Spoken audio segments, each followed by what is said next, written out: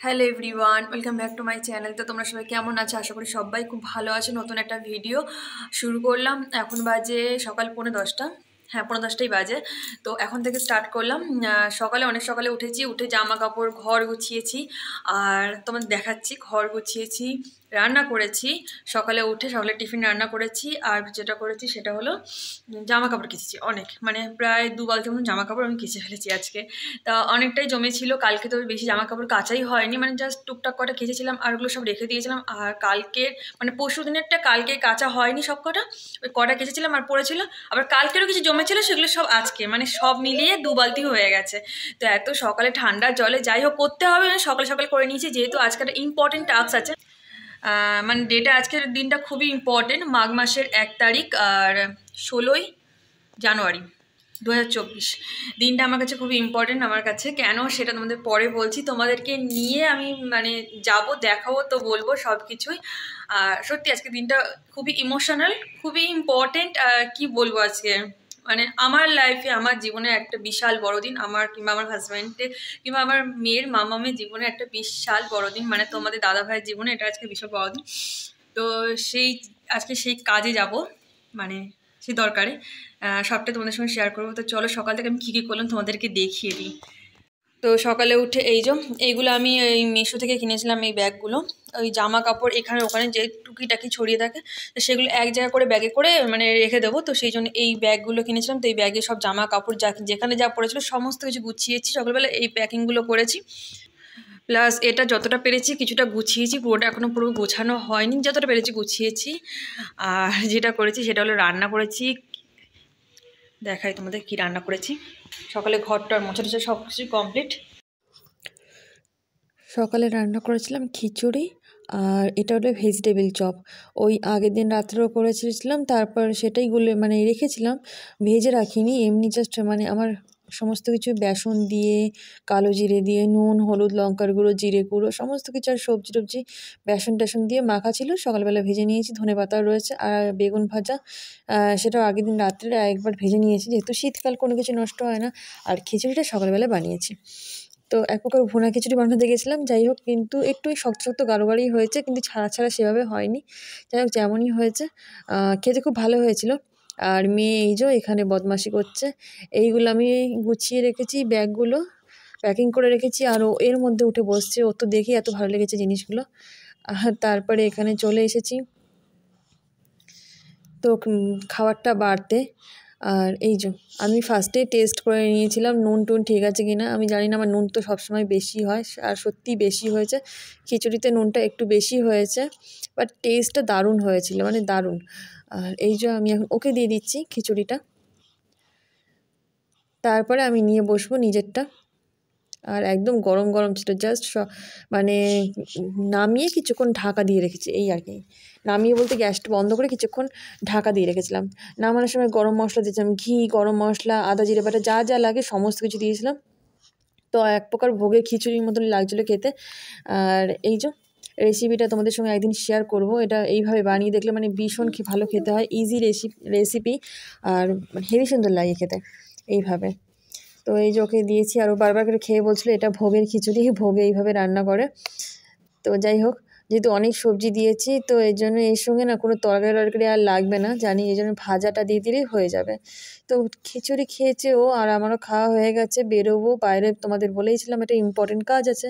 তো সেই জন্য তার আগে জামা কাপড়গুলো সকালবেলা ধোয়া হয়ে গেছিলো, সেগুলো মেলতেই ছাদে উঠছিলাম, যে জামা কাপড়গুলো মেলে দিয়ে যাই, মেলে দিয়ে তারপরে মেলে দিয়ে তারপরে বেরিয়ে যাব। যখন বাড়ি ধুয়ে আসবো, এসে জামা কাপড়গুলো তুলে নেব, তাহলে জামা কাপড়টাও শুকিয়ে যাবে।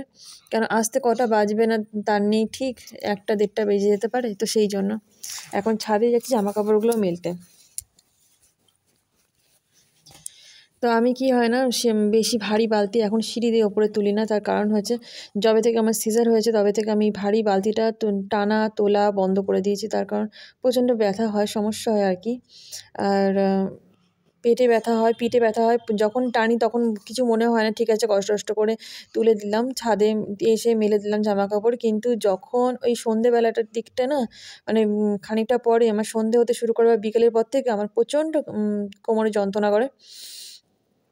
তো সেই জন্য এখন ভারী বালতি টানা আমি বন্ধ করে দিয়েছি। আর ও থাকলে আমি বেশি কাচলে ওই মানে মেলে দেয়, বা ও টেনে বালতি ধরে উপরে তুলে দিল, আমি আর ও দুজনে মিলে মেলে নিলাম। আর না হলে তোমরা আগের ভিডিও দেখতে পেয়েছো, নাহলে মা এসে মানে কেচে বালতি নিয়ে আসে ছাদে, এনে মেলে টেলে দেয়।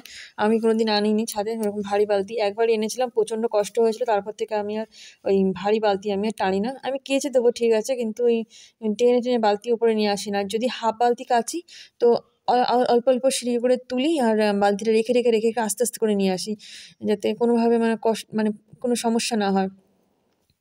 তো মেয়ে যেহেতু মানে হিস করে দিয়েছিল বিছানার মধ্যে, তো অনেক জামা কাপড়, অনেক বিছনার চাদর বেরিয়েছিল ধোয়া, তো সমস্ত কিছু ধুয়েছি। এই ভারী ভারী চাদরগুলো ধুতেই বেশি কষ্ট হয়। আর বাদবাকি ওই 3টে প্যান্ট দেখো আগের দিন মানে মেলে দিয়েছিলাম, শুকায়নি ওই 3টে। এই যেহেতু মানে গেঞ্জির প্যান্ট তো, আর ওই গার্ডারের দিকটা, কোমরের দিকটা শুকায় না, ওই জায়গাটা মোটা থাকে, জায়গাটা শুকায় না, তো সেটাও সকালবেলায় মেলে দিয়েছি, যে অল্প অল্প যা ভেজা আছে সেগুলো শুকিয়ে যাবে। মোটামুটি রোদ ছিল, হাওয়া ছিল, যা 11টা তো বাজে, তখন আমি মনে ভাবলাম এখন মেলে দিলে 3টে 4টার সময় তুলে নিলে ভালোইভাবে শুকিয়ে যাবে। আর একটু যেহেতু বেশি তাড়া ছিল, সেই জন্য না আমি এরকম মানে একদম পর এটা এখানে মেলতে হবে, ওটা ওখানে মেলতে হবে সেভাবে মেলিনি, যেখানে যেটা পাচ্ছিলাম সেখানে সেটা মেলে দিয়েছিলাম। তো এইসব মেলতে গিয়ে আমি তো ভুলে গেছিলাম যে এখানে ফ্ল্যাট কমিটিতে থাকি, যেখানে সেখানে যেটা শুধু মেলা যাবে না, এখানে আবার পর মেলতে হবে, জায়গা রেখে মেলতে হবে। যাই হোক, যে অন্যজনও মেলতে পারে, তা আমি তো ভেবেছিলাম 11টা বাজে, কেউ মেললে হয়তো সকালবেলায় মেলতো। দুপুরে হয়ে এতটা 11টা বেজে গেছে, সকালবেলায় মেলে সবাই, এতটা বেলা হয়ে গেছে কেউ মেলবে না, ওই জন্য যেখানে পেরেছিলাম, আমার আর তাড়া ছিল তো সেখানে মেলে দিয়েছিলাম। তারপর যখন এসে তুলতে যাই জামা কাপড়গুলো, কত কিছুই যে শুনতে হলো।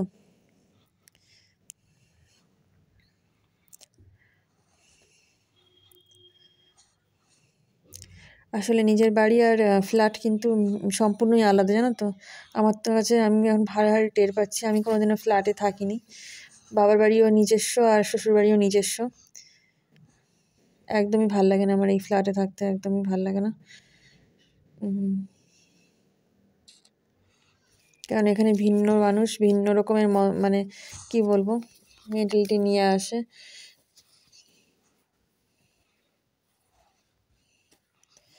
যাই হোক, সমস্ত জামা কাপড় আমার মেলা হয়ে গেছে, আর এখন চলে যাব আমি নিচে গিয়ে দরজা টরজা জানালা বন্ধ করে বেরিয়ে যাব আমার গন্তব্যস্থানে বলতে মেয়েকে আজকে অ্যাডমিশন করাতে যাওয়ার কথা আছে স্কুলে, কিন্তু স্কুলে এখন অ্যাডমিশন নেবে কি না আমার কথা বলা হয়নি। তো ফোনে কথা জাস্ট বলা হয়েছে, এখন গিয়ে কথা বলবো, কথাটা বলে তারপরে ডিসিশন নেওয়া হবে। তো সমস্ত জামাকাপড় মেলা হয়ে গেছে, মেয়েকে বলছিলাম চলো এবার, জামাকাপড় তো মেলা হয়ে গেল, এবার চলো বেরোনো যাক, কারণ বেশি টাইম, অলরেডি 11টা বেজে গেছে, স্কুল সব শুরু হয়ে গেছে। তাই এবারে গেছিলাম স্কুলে, তা ওখানে গিয়ে কথাবার্তা হলো, তো ওনারা বললেন যে ঠিক আছে ফেব্রুয়ারি মাসের ফার্স্টের দিকে অ্যাডমিশন করিয়ে দিতে, আর তারপর থেকে স্কুল স্টার্ট হয়ে যাবে। এখন তো সব অ্যাডমিশন চলছে, তো কোনো অসুবিধা হবে না, পুরো জানুয়ারি মাসটা অ্যাডমিশন হবে। এখন মাসের মাঝামাঝি করে ভর্তি না করে ফেব্রুয়ারি মাসে ভর্তি করে দিলেও হবে, অত চাপ নেই, বাচ্চা তো ছোটো। তো যাই হোক, সেই ওখান থেকে স্কুল থেকে এসে ডাক্তারের কাছে গেছিলাম। তারপরে এখানে এই দেখো আমাদের বাড়ির সামনে এই মাঠটা, এখানে আজকে স্পোর্টস হচ্ছে আমাদের বাড়ির সামনে, স্কুলের ছেলেগুলো ওই যে ওখানে বসে আছে সব, স্কুলের স্পোর্টস। তো রাস্তায় দাঁড়িয়ে কিছুটা ভিডিও করছিলাম, আর আশেপাশের লোকগুলো আমার দিকেই তাকাচ্ছিল। তারপর বাড়ি চলে আসবো। বাড়ি চলে আসার আগে মেয়ের তো আবার অনেক কিছু লাগবে ভর্তি করতে শুনলাম, বার্থ সার্টিফিকেট জেরক্স, আরও আধার কার্ড, মানে প্যান কার্ড, তো সেইগুলো তো আমার বাড়িতে রয়েছে। তো সেই জন্য বাড়িতে গেছিলাম, মানে হঠাৎ করে, মা তো ভাবতেও পারেনি যে আমি হঠাৎ করে বাড়ি চলে আসবো। আর মা তো রান্নাবান্না হয়ে গেছিলো, আমরা যে এসি মা আবার ভাত বসিয়েছে, মানে হঠাৎ করে এসে সারপ্রাইজ দিয়েছি জাস্ট। তো মা বারবার বলছে ভাই ফোন করে আসতিস। আর যখন এসেছি তখন অলরেডি বাজে তখন 12:30। আমি ভাবলাম আবার বাবার বাড়ি থেকে আবার বাড়ি যাব, আবার রান্না করব, কখন খাবো, তার থেকে আমি এখানেই খেয়ে নিই, খেয়ে টেয়ে তারপর দুপুরবেলায় বের হব। তাই এখানে মা ভরছিল পাঁপড়, আর এখানে একজন দেখছিল কার্টুন দেখছে, আর একজন ফোন নিয়ে বসে আছে। তো এই যে ইনি ফোন নিয়ে বসে কার্টুন দেখছে। তারপর আমি ভাবলাম একটু কটা পাঁপড় খাওয়া যাক বসে বসে। তো পাঁপড় খাচ্ছিলাম, মা বক করছিলাম, মার বক শুনছিলাম, আর ওইদিকে ঘড়ি দেখছিলাম, টিভিটাও চলছিল সেটাও দেখছিলাম খেতে খেতে। যেহেতু সকালবেলা কাচাকুচি করে স্নান টান করে গেছিলাম, তো আমার তো স্নান হয়ে গেছিলো। ওইদিকে আমি গরম জল বসিয়েছিলাম মেয়েকে স্নান করাবো বলে, আর বাবাকে মেয়ে স্নানটাও করিয়ে তারপরেই বসেছিলাম। তারপর বাবা স্নান করে নিল, তারপরে মেয়েকে খাইয়ে আমরা খেয়ে তারপরে বাড়ি এসেছি। আর এই যে মা তো বেশি রান্না করেনি, বারবার বলছিল আগে থেকে বলতে পারছিস, আগে থেকে বলতে পারতিস। তো এখন বসে গেছি খেতে। তো মেনুতে ছিল বাঁধাকপি আর মটন। তা আমি তো নিজেই সারপ্রাইজ মটন দেখে, যাই হোক আমার সবচেয়ে ফেভারিট একটা ডিশ। আর মেয়েকে তো আগেই খাওয়ানো হয়ে গেছে। মেয়েকে ওই বাবা মা মিলে ছাদে নিয়ে গেছে, ওই নিয়ে যাবে, ওই যে দাঁড়িয়ে রয়েছে মা ওখানে। মেয়েকে নিয়ে ছাদে একটু পরেই চলে যাবে ছাদে নিয়ে, যেহেতু ওর খাওয়া হয়ে গেছে, বলছে গা গরম করবি চল। আর আমরা বসে বসে এখানে খাচ্ছি। তারপরে আমাদের খাওয়াটা সেরে এখন যাচ্ছি ছাদে, মানে বাবার বাড়ি ছাদ, এটা আমাদের বাবার বাড়ি ছাদে। দেখবে খাওয়ার পরে দুপুরবেলা রোদ পোহাতে খুব ভালো লাগে। এই যে বাবা বলছে ছাদে থাক বলে বাবা যে চলে যাচ্ছে নিচে। আর এইজন তো অনেকক্ষণ আগে থেকে ছাদে এসে বসে আছে, তারপরে আমি আসলাম। তারপরে এই যে ঘুঘু পাখিটা এখানে বসেছিল, আর মাম্মাম বারবার যা যেই দেখেছে তারপরে ওকে উড়িয়েই ছেড়েছে। এখানে ও বসে গেছে খেলনা বাটি নিয়ে খেলতে। এই পাথরের ছোটোখাটো বাটিগুলো ছিল আমার ছোটোবেলাকার, সেগুলো নিয়ে বসে গেছে ঢিল টিল নিয়ে খেলতে। আর তারপর যে দেখেছি ভিডিও শুরু হয়েছে, ও যে কি বলছে আমি তো নিজেও বুঝতে পারছি না, কত কথা ওর, বাপরে। একটা